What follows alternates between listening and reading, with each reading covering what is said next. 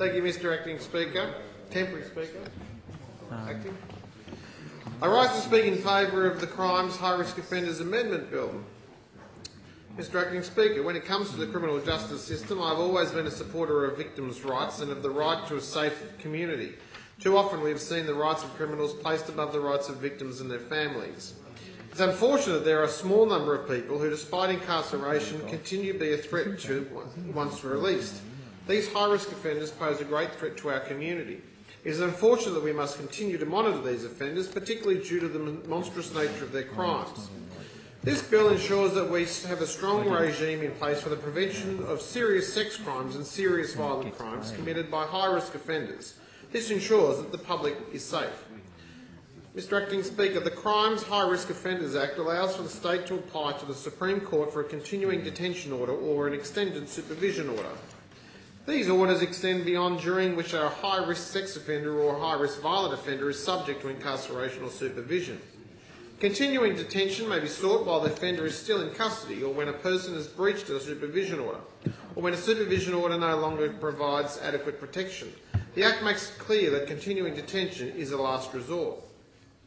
Either order will only be made once the court is satisfied that there is an unacceptable risk for committing additional sex or violent offences. Last year, Justice Richard Button placed an extended supervision order on Robert Stanley Steadman, despite in Justice Button's words being, quote, a significant erosion, unquote, of the 69-year-old's liberty. The order was necessary because Steadman showed, quote, no or virtually no insight into his long-standing proclivity to commit sexual crimes against young girls, unquote. In the words of Justice Button, Robert Steedman, he said, the offender has a chronic tendency to commit sexual offences against female children that has existed for well over 50 years, and that there is a complete and long-standing lack of insight into the issue and an entrenched refusal to seek to deal with it. He was convicted in 1958, 14 years old, for indecently assaulting a 6-year-old girl.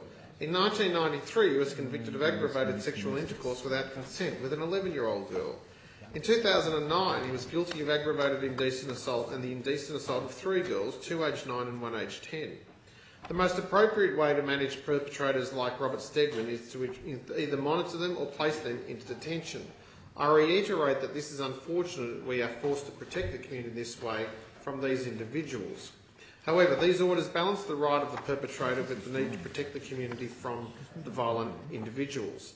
The bill creates a statutory obligation on agencies to cooperate, share information, provide support and assistance in relation to high-risk offenders to manage their risk in the community.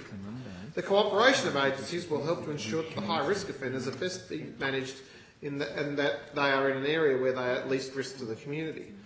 Mr Acting Speaker, these provisions draw on elements of the multi-agency public protection arrangements that operate in the UK.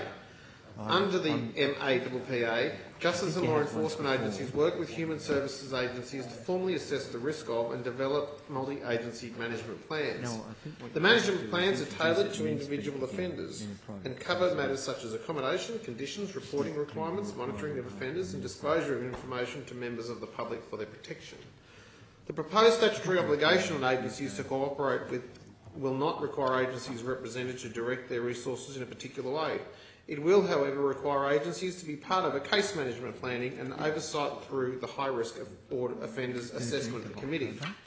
Mr Acting Speaker, this is important because courts are required to consider the safety of the community and if the offender can be managed in the community. Agency input assists in determining if offenders can be appropriately incorporated in the community. For example, if there were no appropriate housing, then perhaps a continuing detention order may be more appropriate. This information can only be provided by Housing New South Wales. Those placed under these extended supervision orders are those who are extremely violent or who continually place the community at risk, despite previous incarceration. The obligation to cooperate will ensure that the management plans of offenders are as effective as possible. Both orders are important to ensure that the community is protected from these extremely violent offenders. All governments have a responsibility of ensuring a safe and civil society. The Crimes High Risk Offenders Amendment Bill fulfils this responsibility. We're ensuring that high-risk offenders are monitored, reducing the probability that they re-offend, helping to reduce the incidence of the most heinous crimes and violent crimes and sex-related incidents. I commend the bill to the House.